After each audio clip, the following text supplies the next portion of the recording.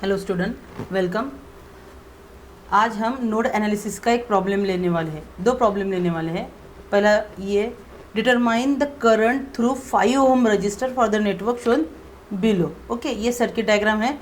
यहाँ पे ये जो 5 ओम रजिस्टर है, यहाँ पे कितना करंट फ्लो होता है वो हमें बताना है। Okay, so as we are using the KCL, तो KCL के लिए हम नोड 1 पे KCL अप्लाई करेंगे। अब नोड होता क्या है पहले ये समझ लेंगे। सी, इसको ब्रांच बोलते हैं, एक एक लाइन है ना, वो एक एक लाइन है ना, ये हर एक को ब्रांच बोलते हैं। जहाँ पे more than 2 branches meet, that is called as a node. तो देखो, अब ये एक नोड है, सॉरी एक ब्रांच है, ये दूसरी ब्रांच है, तो ये एक ही पॉइंट है, तो इसको हम नोड नहीं बोल सकते हैं। वेयर मोर देन 2, तो जैसे ये एक लाइन है, एक ब्रांच है, एक ब्रांच ये है, एक ब्रांच ये है, एक ब्रांच यहाँ है। यहाँ पे 4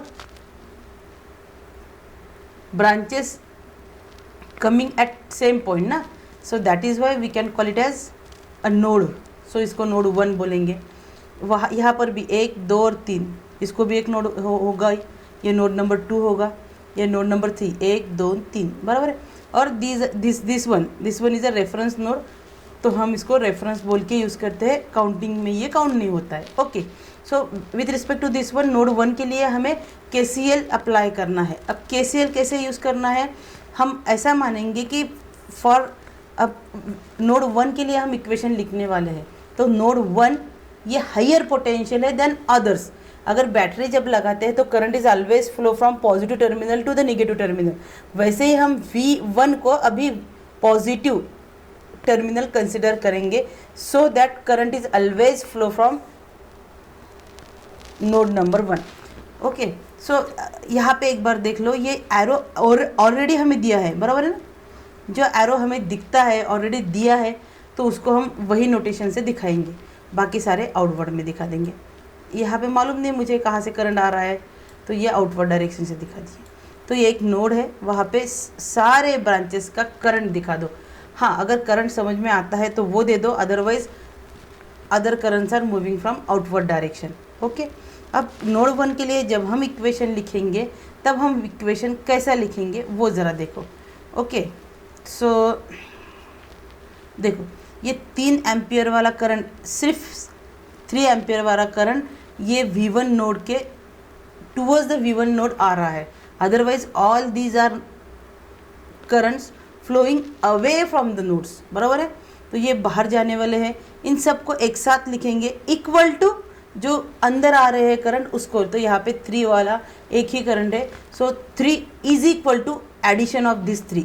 तो ये एडिशन ऑफ 3 कैसे लिखेंगे, देखो पहले 3 का लिए हमने इक्वल टू 3 यहाँ पे लिख दिया। इस साइड भी, राइट हैंड साइड भी लिख सकते हैं, लेफ्ट हैंड साइड में ही लिख सकते हैं, हमने यहाँ पे लिख दिया। ओके, सो अगर यहाँ पे हमें अप्लाई करना है तो कैसे कर सकते हैं, KVL अप्लाई, ये हायर पोटेंशियल, और ये जो पोटेंशियल रहता है वो डाटम नोड है, उसको हम रेफरेंस बोलते हैं, वो 0 वोल्टेज रहता है। यानी कि 2 वोल्टेज V1 -0 डिवाइड बाई 4, तो -0 है तो लिखने की ज़रूरत नहीं, तो ये V1 divided by 4, V divided by R is equal to current, तो करंट का इक्वेशन लिखा। अब ये V1 है, ये V2 है, सो V1 minus V2 divided by 2। क्यों ऐसा किया हमने, क्योंकि V1 हम देख रहे हैं अभी वो हायर पोटेंशियल है। ओके, प्लस V1 से अब हमें V3 तक आना है, ऐसे V या बीच में नहीं रुक सकते, जो नोड हमने कंसिडर किए हैं वहाँ से वहाँ तक ही जाना पड़ेगा। जैसे V1 नोड 1 हमने कंसिडर किया है, नोड 3 हमने कंसिडर किया है, सो V1 एरो का डायरेक्शन टूवर्ड्स 36 है। अगर बाहर जाता तो हम पॉजिटिव लेते, लेकिन coming towards the positive negative लेने का, सो V1 minus 36 minus V3 divided by 4। समझ में आया ये इक्वेशन, जस्ट को सॉल्व कर दो। सॉल्व करने के लिए हम क्या करेंगे, V1 के सारे टर्म एक साथ लिख लेंगे, जैसे 1/4, 1/2 और 1/4 है ना, ये पॉजिटिव 1/4, 1/2, 1/4, ये हर एक में V1 है, तो V1 को कॉमन निकाल के ये सारा लिख देंगे। आफ्टर दैट V2 के लिए लिखेंगे, V2 हमारे पास एक ही है, माइनस 1/2 V2। V3 के लिए हमारे पास एक ही है, माइनस V3 डिवाइडेड बाई 4, और ये -36 डिवाइड बाई 4 इक्वल टू के राइट हैंड जाने के बाद वो पॉजिटिव हो जाता है। So 3 + 36 divided by 4। अब कैल्सी पे करने का, in bracket 1 divided by 4 plus in bracket 1 divided by 2 bracket close plus in bracket 1 divided by 4 bracket close. तो हर बार मुझे ये बोलना है कि when we are doing the calculation on calci at the time सबको हमें ब्रैकेट में लिखना ज़रूरी है, अदरवाइज हो सकता है कभी कभी आंसर गलत हो सकते हैं। तो ये न हो, इसीलिए कैल्सी में हमेशा हो सके उतने ब्रैकेट का यूज़ करो। मोर देन भी नहीं करना है, लेकिन जहाँ जहाँ हमें समझ सकता है कि यार डिवाइड वाला इक्वेशन प्लस है, डिवाइडेड बाय है, तो करो। सो इसका आंसर फिर देखो, और देन अगर हम इसको पूरा करेंगे तो इसका पूरा आंसर 1 आता है। सो 1 V1, 1/2 ये 0.5 आएगा, ये minus as it is 0.5 V2, और ये 1/4 ये 0.25 V2 है। और ये सबके 3 + 36, मैंने क्या बोला, 3 plus in bracket 36 divide by 4 करो, 12 आ जाएगा। ओके, सो ये 9 + 3 आएगा। सो ये हमारा इक्वेशन नंबर 1 हो गया। Same procedure will be apply for the node number 2। अब अप्लाई करेंगे नोड नंबर 2 पे, तो अब V2 इज़ हायर पोटेंशियल करेंगे। तो हायर पोटेंशियल के बाद हम यहाँ पे आउटवर्ड वाला, क्योंकि यहाँ पे कोई करंट डायरेक्शन हमें दी नहीं है, तो हमने अज्यूम किया है कि ये करंट वाली डायरेक्शन है। अगर ये आउटवर्ड वाली डायरेक्शन है तो V2 हायर पोटेंशियल है, यानी कि पॉजिटिव टर्मिनल है, और पॉजिटिव से हम हमेशा दूसरे वोल्टेजेस माइनस करते हैं। तो ये V2 - V1 डिवाइडेड बाय 2। अब पहले कैसे था ना, हमने V1 as a higher potential provide किया था नोड 1 के लिए, तो V1 - V2 किया था। अब की बार हम V2 को हायर पोटेंशियल कर रहे हैं as a consider. So V2 - V1 divided by 2, V2 divided by 100, V2 - V3 divided by 5। यहाँ पे all the 3 currents are away from the points, है ना, नोड के बाहर जा रहे हैं, कोई भी करंट इन नहीं हो रहा है। So that is equal to 0। अब इसके लिए सेम वाइज हम सॉल्व करेंगे। पहले V1 के टर्म लिख देंगे, एक ही टर्म है -1/2 V1। V2 में ये 1/2 है, 1/100 है, 1/5 है, all are positive. Okay, then last वाला V3/5। अगर 1/2 लिख करोगे तो उसका आंसर आएगा पॉइंट, ये माइनस है 1/2 का 1.5 V1। ये ऑल को कैल्सी में करो, कैल्सी में पहले ब्रैकेट में 1 divide by 2 bracket close plus 1 divide, दूसरे ब्रैकेट में 1 divide by 100 bracket close plus bracket में 1 divided by 5 bracket close. Answer देखोगे तो 0.71 आएगा V2, और 1/5 ये 0.2 V3 आएगा। ये हमारा इक्वेशन नंबर 2 हो गया। अब हम वैसे ही हम नोड नंबर 3 के लिए करेंगे। अज्यूम करेंगे कि नोड नंबर 3 हायर पोटेंशियल है, नो करंट हियर गिवन। सो हम अज्यूम करेंगे कि सारे आउटवर्ड वाले करंट है, यानी कि सबको एक जैसे लिख देंगे, इक्वल टू 0 कर देंगे। सो ये V3 - V2 divided by 5, V2 ये अब टूवर्ड्स 36 जा रहा है, तो इसको पॉजिटिव कर लेंगे। सो V3 + 36 divided by 4, sorry V3 divided bye 36 minus V1। देखो, जब हम पॉजिटिव से जाते हैं तो हम बैटरी को पॉजिटिव कंसीडर करते हैं, वैसे ही जब हम नियर टू द निगेटिव की तरफ आते हैं तो भी हम पॉजिटिव कंसीडर करेंगे। सो V3 - plus 36 minus V1 divided by 4। Again V1 की टर्म कलेक्ट कर दो, -V1 डिवाइडेड बाय 4। V2 की टर्म में हमें मिलता है -1/5 V2, अब 1/5, 1/20 और 1/4 V3, और ये माइनस प्लस होके 36/4, ये 9 होगा उस साइड में, यानी कि राइट हैंड साइड में जाने के बाद ये प्लस होने वाला था, वो माइनस होके -9 बन जाएगा। सो उसके बाद 1/4 यानी कि -0.25 V1, V2 के लिए हमने 0.2 V2, और इसके ये पूरा कैलकुलेशन करने के बाद 0.5 V3 इज इक्वल टू 3 आएगा। ओके, सो इसका इक्वेशन सॉल्व करने के लिए हम कैल्सी का यूज़ करेंगे, और कैल्सी के आंसर हम देखेंगे कि हमारे ये आंसर आते हैं कि नहीं। ओके, देखो अब बाय यूजिंग कैल्सी हमें कैसे करना है एक बार देख लो। हमारा पहला इक्वेशन कितना है, V1 - 0.5। V1 क्या कोएफिशिएंट यानी कि क्या, V1 के पहले क्या कांस्टेंट क्या लिखा है, तो यहाँ पे कुछ नहीं यानी कि 1 है, तो हम V1 के लिए एक लिखेंगे। तो अभी इसको सॉल्व कैसे करने का कि यहाँ पे V1 V2 V3 3 अननोन्स है। तो देखो मोड पे जाने का, मोड पे जाके इक्वेशन 1 पे डायल करो। हमारे पास 3 अननोन है तो 3 प्रेस करो। अब पहले इक्वेशन को देखो, V1 के सामने कोई कुछ भी नहीं है यानी कि 1 कंसिडर करना है, 1 इक्वल टू करो। उसके बाद V2 के लिए -0.5 है, -0.5 है इक्वल टू कर दो। और V3 यानी कि C के लिए -0.25 है, तो ये -0.25 है इक्वल टू, D की वैल्यू कितनी है, उसके बाद इक्वल टू कितना है वो यहाँ पे लिखना है, कितना है वो 12 है। तो ये समझ में आया इक्वेशन नंबर 1 के लिए। अब इक्वेशन नंबर 2 के लिए पहली वैल्यू कितनी है, -0.5 है, सो -0.5 है। दूसरी वैल्यू कितनी है, 0.71 है, सो दूसरी वैल्यू 0.71 है इक्वल टू कर दो। नेक्स्ट वाली वैल्यू कितनी है, -0.2 है, तो ये -0.2 है। उसके बाद कांस्टेंट कितना है, 0 है, तो 0 लिखो, बराबर है। अब उसके बाद थर्ड इक्वेशन के लिए हमें मिला है -0.25, कितना है, -0.25 इक्वल टू कर दो। उसके बाद V2 के लिए कितना है, -0.2 है इक्वल टू कर दो। V3 की 0.5 है, 0.5 है। अब लास्ट D1 के लिए कितना है, D3 के लिए -9, तो इसको -9 कर दो। ये पूरी क्वेश्चन देने के बाद हमें आंसर मिलता है x इज इक्वल टू, आया हमारा 13.41, y हमारा आया 7.05 और z यानी कि V3 हमें मिलता है -8.47। अंडरस्टूड?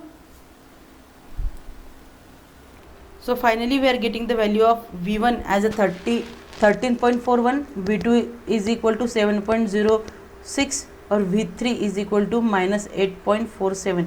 So 0.2 के बाद 2 डिजिट तक आंसर लिखो। Okay, understood? अब इसके बाद और एक नोड वोल्टेज यानी KCL का हम और एक इक्वेशन लेंगे। So find V1 V2 for the network shown below. ये सर्किट हमारे पास दिया है, उससे हमें ये V1 और V2 की वैल्यू फाइंड आउट करनी है। हम KCL अप्लाई करेंगे एट नोड 1। ये हमारे पास नोड A है, नोड B है, नोड C है। पहले नोड A के लिए हम अप्लाई करेंगे। नोड के लिए हम यहाँ पे ये करंट दिया है, तो ये करंट ऐसे कैसे लिखेंगे, बाकी हमें तो मालूम नहीं है, तो वो आउटवर्ड वाले लेंगे, यानी इनवर्ड वाला कोई करंट नहीं है। Again V1 -80 divided by 50, V1 -VB divided by 10, और ये V के लिए ये 2 तो हमें दिया है, वो भी पॉजिटिव है। सो इसकी वैल्यू VA के लिए करेंगे, V2 के लिए लिखेंगे। सो V1 के लिए 1 डिवाइडेड बाई 50 और 1 डिवाइडेड बाई 10। ओके, VB के लिए -1 डिवाइडेड बाई 10 और ये 2 को राइट हैंड साइड में लेके आएंगे। उसके बाद 80 डिवाइड बाई 50 ये हमारे पास है, वो राइट हैंड साइड में जाने के बाद वो पॉजिटिव हो जाएगा। देन कैलसी पे फाइंड आउट करेंगे 1 divided by 50 plus 1 divided by 10। एक ब्रैकेट में लिखेंगे 1 divided by 50 bracket close, plus दूसरे ब्रैकेट में 1 डिवाइडेड बाई 10 ब्रैकेट क्लोज, तब हमें मिलेगा 0.12 VA। देन 1 डिवाइडेड बाई 10 करेंगे तो 0.1 VB मिलेगा। एक ब्रैकेट में 80 डिवाइडेड बाई 50 -2 करेंगे तो -0.4 हमें ये फर्स्ट इक्वेशन मिलता है। Now same procedure will be apply for the VB के लिए। अब VB के लिए भी हम VB को हायर पोटेंशियल कंसिडर करेंगे और उसको एरो दिखा देंगे। All the arrows are outward direction, so सारे एक जगह एडिशन में आ जाएंगे, इज इक्वल टू 0 करेंगे क्योंकि इनकमिंग वाला करंट ही नहीं है। ओके, सो ये कितना आएगा, VB minus VA divided by 10, VB divided by 50, VB minus VC divided by 10। So again VA की वैल्यू है -1 डिवाइडेड बाई 10 VA, VB के लिए 1 divided by 10, 1 divided by 50, 1 divided by 20 और VC के लिए -1 divided by 20 is equal to 0। Calci पे again करो, 1 divided by 10 0.1 आएगा, 1 divided by 10, 1 divided by 50, 1 divide by 20। तो हर एक के लिए हम ब्रैकेट अलग अलग लिखेंगे कैल्सी के लिए, और अलग अलग ब्रैकेट के लिए हम अलग अलग इक्वेशन ब्रैकेट में लिखेंगे, तब we are getting the 0.117 V B और 1 डिवाइडेड बाय 20 यानी कि 0.05 V C. Again we are getting the second equation. Then third equation देखो, हम थर्ड इक्वेशन करने ही वाले हैं वी सी के लिए, लेकिन V C is directly connected to the 20, so here we are getting the directly V C is equal to 20। तो ये हमारा हमको इक्वेशन मिलते हैं। So by using calci we can find out the value. यहाँ पे हम क्या कंसिडर करने वाले हैं कि V A, V B and V C are the 3 unknowns. So 3 unknowns के लिए कैल्सी पे जाके हम सारा इक्वेशन में जाके हम अननोन 3 बताएंगे। देखो यहाँ पे वी ए है, वी बी है, वी सी नहीं है, तो वी सी के जब वी सी का कोएफिशिएंट डालने की ज़रूरत पड़ेगी एट द टाइम हम 0 लिखने वाले हैं। यहाँ पे V A, V B, V C भी है। वैसे थर्ड इक्वेशन में वी ए और वी बी नहीं है, तो उसकी जगह हम 0 डाल देंगे और फाइनली इक्वल टू 20 डालेंगे। सो बाय यूजिंग कैल्सी हम कैसे करेंगे वो देखेंगे। देखो अब हमारे इक्वेशन में तीन अननोन्स है ना, V1 है और VB है। VC की वैल्यू हमें डायरेक्टली पता है ना, so directly we can find out the value of VC। लेकिन हम क्या करेंगे अभी यहाँ पे कि 3 इक्वेशन लेके सॉल्व करेंगे, V1, V2 और V3 के लिए। तो जिसमें जो नहीं है, जैसे पहले इक्वेशन में VC की वैल्यू नहीं है, अदरवाइज क्या करो VC की वैल्यू डायरेक्ट इक्वेशन 2 में पुट कर दो और V1 और 2 अननोन के लिए सॉल्व कर सकते हैं। लेकिन इतना सब कुछ करने से अच्छा है कि हम 3 इक्वेशन ले लेंगे अलग अलग और उसको सॉल्व कर देंगे। तो यहाँ पे कैसे करना है, देखो मोड पे इक्वेशन कर दो, अननोन्स 3 करेंगे, 3 यानी कि VA, VB और VC के लिए। अब पहले इक्वेशन में VA के लिए कितना है 0.12 इक्वल टू कर दो, और 2 के लिए -0.1 है इक्वल टू कर दो। अब यहाँ पे देखो VA की वैल्यू है, VB की है, VC नहीं है, तो इसके लिए हम 0 करेंगे। और इक्वल टू में कितना है -0.4, -0.4 कर देंगे। ये इक्वेशन नंबर 1 हो गया। इक्वेशन नंबर 2 में देखो VA, VB, VC भी है, सो VA के लिए कितना है -0.1 इक्वल टू कर दो। B के लिए 0.17 है, 0.17 है इक्वल टू कर दो। C के लिए 0.05 है, माइनस है लेकिन ना, हाँ -0.05 है इक्वल टू कर दो। अब लास्ट कांस्टेंट कितना है 0 है, तो 0 पुट करो। अब हम C के लिए भी इक्वेशन करने वाले हैं, क्योंकि 3 अननोन्स है तो 3 इक्वेशन लिखना ज़रूरी होता है। तो इसमें VA की वैल्यू 0 है तो 0 कर देंगे, क्योंकि वहाँ पे दिख ही नहीं रही हमें। VB की वैल्यू 0 है, 0 पुट कर देंगे। लेकिन C की वैल्यू VC की कितनी है 1 है, बराबर है, कुछ भी नहीं है, यानी ये VC दिया है यानी कि उसके सामने 1 ही होगा, तो उसकी वैल्यू 1 है। और उसके बाद कांस्टेंट कितना है 20 है, तो यहाँ पे 20 लिखेंगे। देखो by using this one we are finding the directly values. कितने आए देखो, x इज इक्वल टू 3 आया हमारे पास, 3.076 आया। ओवरऑल VA की वैल्यू 3.08 लिखेंगे हम। VB की वैल्यू कितनी है हमारे पास 7.69, ओके 7.69 लिखी तो भी चलता है। और C तो हमें डायरेक्टली मालूम है, Z इज इक्वल टू 20 मिला है। Understood, okay.